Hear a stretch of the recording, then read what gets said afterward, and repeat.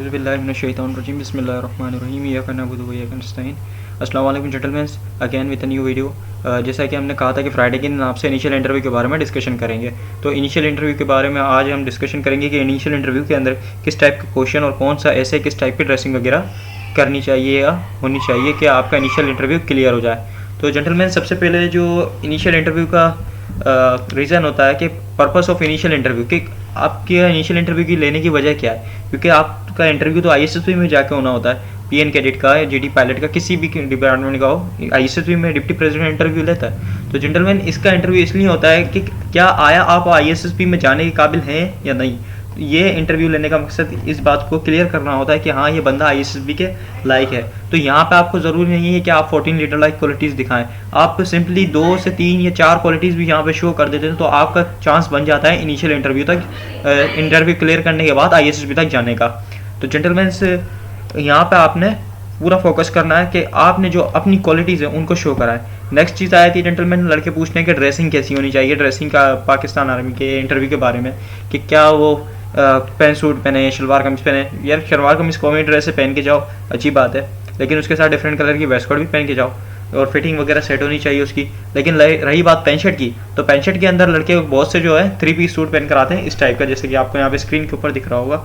तो जेंटलमैन, ये जो है आप देख लें, ब्लैक सूट है, ब्लैक टाई है और यहाँ पे वाइट शर्ट है, ब्लैक पैंटी होगी इसके साथ। तो ये ऐसा लग रहा है कि कोई वकील है जो कि केस लड़ने आया हुआ है, ये इंटरव्यू के लिए नहीं आया हुआ। और ये ड्रेस जो है सेरेमनी के अंदर अच्छे लगते हैं, ये सेरेमनियल ड्रेस होते हैं जो पूरे एक ही कलर के 3 पीस सूट वगैरह होते हैं। तो ये शादी ब्याह के अंदर पहने जाते हैं। अगर आप किसी भी मिलिट्री ऑफिसर या बड़े ऑफिसर की सुप्रीम कमांड के तस्वीर देखेंगे वेडिंग की, तो उनके अंदर वो सिंपल 3 पीस सूट्स ही पहने हुए होंगे, पूरा एक सेम ड्रेस। लेकिन अगर किसी और जगह पे आप उनको देखेंगे, जैसे कि यहाँ पे तस्वीर है, इसके अंदर देखें आप, डिफरेंट ड्रेसिंग है इनकी, डिफरेंट कोट है, डिफरेंट शर्ट है, डिफरेंट पैंट है। अगर इसके साथ ये यहाँ ब्लैक टाई भी लगा रहे तो और बेहतर हो जाती। यहाँ पे अगर ये इसके साथ स्काई ब्लू टाई लगा लेते तो और भी बेहतर हो जाती। तो आपने इस तरह की ड्रेसिंग करनी है कि आपकी शर्ट डिफरेंट कलर की हो, पैंट डिफरेंट कलर की और कोट डिफरेंट कलर का हो, जिससे कंट्रास्ट आपका बढ़ जाए और आपसे वो डिफरेंट जो क्वेश्चन होंगे, हार्ड क्वेश्चन के बजाय आपकी ड्रेसिंग के बारे में पूछे और आप उसको अच्छी तरीके से बताएं कि हाँ, मैं इंडिपेंडेंट हूँ, अपनी ड्रेसिंग खुद से चूज़ करता हूँ, इंडिपेंडेंट की क्वालिटी शो करा पाएँ आप।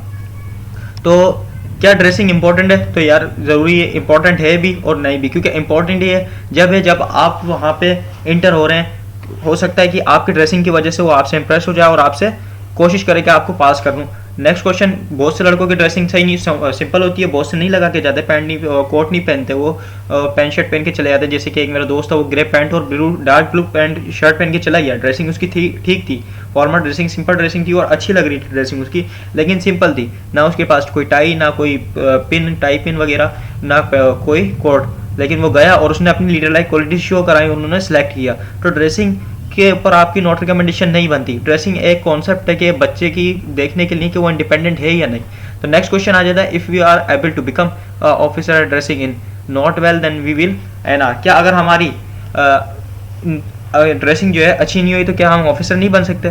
तो जेंटलमैन, नहीं, ऐसा नहीं है कि आपकी ड्रेसिंग सही नहीं है तो आप ऑफिसर नहीं बन सकते। आपके अगर क्वालिटीज़ हैं तो वो आपको सिलेक्ट करेंगे। ड्रेसिंग तो एक कॉन्सेप्ट देखने का तरीका है कि क्या इस बंदे के अंदर ढंग है ऑफिसर बनने के।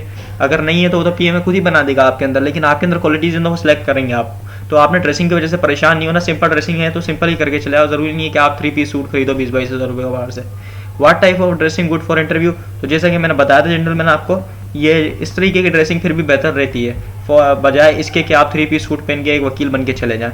नेक्स्ट क्वेश्चन आया था जेंटलमैन, नेक्स्ट चीज़ कि ऐसे राइटिंग और अ स्मॉल साइकोलॉजिकल टेस्ट, कि यानी कि जो ऐसे राइटिंग होती है वहाँ पे, ये ऐसे राइटिंग है का टेस्ट है या कि एक जो साइकोलॉजी का टेस्ट होता है जिसको हम सिचुएशन रिएक्शन टेस्ट बोलते हैं साइकोलॉजी के अंदर, वो होता है। तो जेंटलमैन, ये ऐसे राइटिंग का पूरे पाकिस्तान के अंदर मैथ फैला हुआ है। ऐसे राइटिंग नहीं लिखवाई जाती इनिशियल इंटरव्यू के अंदर, किसी टाइप का भी ऐसे नहीं होता। वो आपकी एक स्मॉल सी सिचुएशन देते हैं, स्मॉल सा कोई एक टॉपिक देते हैं और बोलते हैं इसको लिखो। आपको एक पेपर दे देंगे वो, जिसके अंदर आपकी पूरी डिटेल होगी, आपने डिटेल लिख देनी है और उसके बैक साइड पे एक ही पेपर होगा A4 साइज का। आप ज़्यादा से ज़्यादा उसके अंदर 20 से 22 या 25 लाइन लिख सकते हैं पूरे पेपर के अंदर। 25 में से आपको 12 लाइनें इंग्लिश की लिखनी है, 12 लाइनें उर्दू के टॉपिक की लिखनी है, या 13 लाइनें इंग्लिश की लिखनी है, 13 लाइनें उर्दू। तो 13 लाइन का तो ऐसे नहीं होता, ये बात सबको पता है। मैक्सिमम 2 या 2.5 पेज का ऐसे होता है। तो ऐसे नहीं होता, वो सिचुएशन होती है। सिचुएशन किस टाइप की हो सकती है? किसी भी टाइप की हो सकती है। अगर आप वहाँ पे लिखते हो कि मैं बॉयज एजुकेशन से पढ़कर आया हूँ अपने फार्म के अंदर, तो वो आपकी गर्लफ्रेंड के ऊपर दे देगा, आपको अपोजिट जेंडर के ऊपर सिचुएशन दे देगा।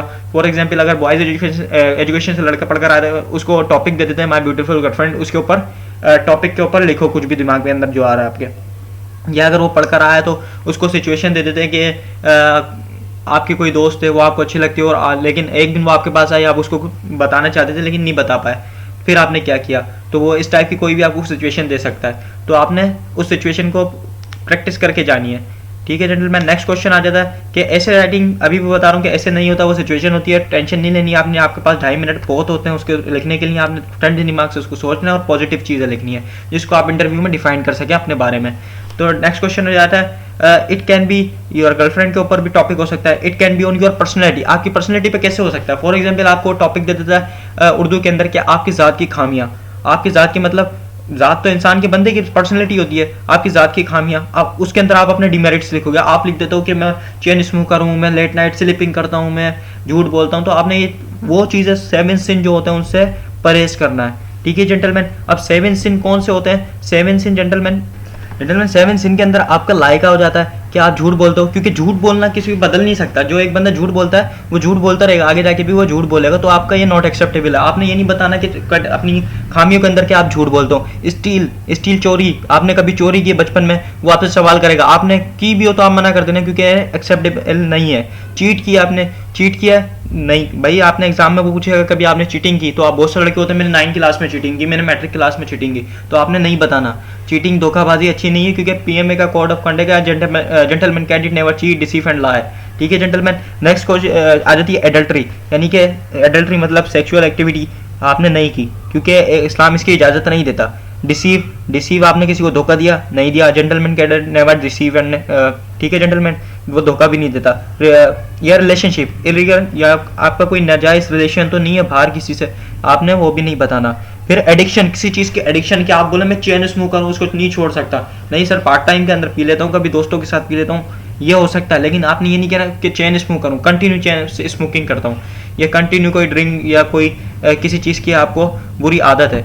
ठीक है जेंटलमैन, इन चीज़ों से आपने दूर रहना है। फिर नेक्स्ट चीज़ आ जाती है gentleman, it can be your thinking about other self, या किसी आपकी कोई सोच के बारे में कि आप दूसरों के बारे में क्या सोचते हो। फॉर एग्जांपल आपको वो देता है कि right a topic on your best friend, तो आप बेस्ट फ्रेंड के ऊपर लिखो, या right a topic on your favourite enemy, अपने दुश्मन के ऊपर लिखो। तो आपने ये नहीं लिखना कि वो ऐसा है, वो ये है, वो है, उसकी खामियां लिख दो, आप पूरी बुराइयां लिख दो, क्योंकि उसी से वो आपकी खामियां भी देख रहा होगा। आप हर वो खामी लिखोगे जो कहीं ना कहीं आपके अंदर भी छोटी मोटी मौजूद होगी। जेंटलमैन साइकोलॉजिकल फैक्ट है ये, इसमें कोई बुरा मानने वाली बात नहीं है। आपके अंदर जो चीज़ होगी आप वो चीज़ वहाँ पे जल्दबाजी में लिखोगे। अगर वो बेस्ट फ्रेंड का दे रहा है तो आप पूरी बात अपनी ही लिखोगे, क्योंकि साइकोलॉजी के अंदर आपका बेस्ट फ्रेंड आपकी सेम पर्सनैलिटी होता है। ठीक है जेंटलमैन, तो सोच समझ के पर्सनैलिटी के ऊपर ऐसे लिखना है, 7 सिन से दूर रहना है, जैसे कि मैंने अभी पीछे आपको बताया 7 सिन के बारे में। और जो आपका अपोजिट जेंडर है उसके बारे में, गर्लफ्रेंड के बारे में, लड़कों के टॉपिक क्लियर नहीं है, गर्लफ्रेंड का आता है तो बोलते हैं कि वही गर्लफ्रेंड जिसको आपने आगे जाके शादी करनी है, ये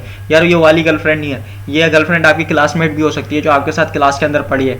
फॉर एग्जाम्पल आपने कोई 6 मंथ की एजुकेशन ली हो, उसके अंदर आपकी कोई क्लासमेट हो, वो या आपकी ग्रुप स्टडी की हो आपने कहीं यूनिवर्सिटी के अंदर, वहाँ पे आपकी क्लासमेट्स हो, ये वो भी गर्लफ्रेंड, ये गर्लफ्रेंड नहीं गर्लफ्रेंड्स भी हो सकती हैं। यानी कि बहुत सारी लड़कियाँ जो आपकी क्लास के अंदर पढ़ती हैं, लेकिन उनके अंदर से कुछ चंद जो आपके फेवरेट हो, पढ़ने में अच्छी हो, आपके साथ ग्रुप स्टडी में अच्छी हो, ये वो भी हो सकती हैं। आप उनके ऊपर लिख लें, आप उनका सजेशन दे दें, और कभी भी एक का नाम नहीं लेना। पूछेगा कि आप कौन सी अच्छी लगती है, तो आप बोलना सारी अच्छी थी, सारी, लेकिन कुछ ऐसी थी जो कि ज़्यादा स्मार्ट थी। ये नहीं कहना कि एक ऐसी थी, कुछ ऐसी थी, 2 या 3 के नाम लेने साथ, ताकि वो जो टॉपिक चेंज करने पे मजबूर हो जाए। ठीक है जेंटलमैन, आई होप कि आपको ये वीडियो समझ आ गई होगी कि इंटरव्यू के अंदर किस टाइप के क्वेश्चन और किस टाइप के सवालात वगैरह होते हैं। ठीक है जेंटलमैन, इंशाल्लाह नेक्स्ट पार्ट के अंदर आपके दूसरे जो डाउट हैं, अगेन जो कि क्वेश्चन वगैरह फेवरेट सब्जेक्ट के बारे में, पर्सनल आपके पर्सनैलिटी के बारे में, पर्सनल क्वेश्चन, उनको भी क्लियर करेंगे। जानिए कि ज़्यादा चाहूँगा जेंटलमैन, थैंक यू, अल्लाह निगहबान।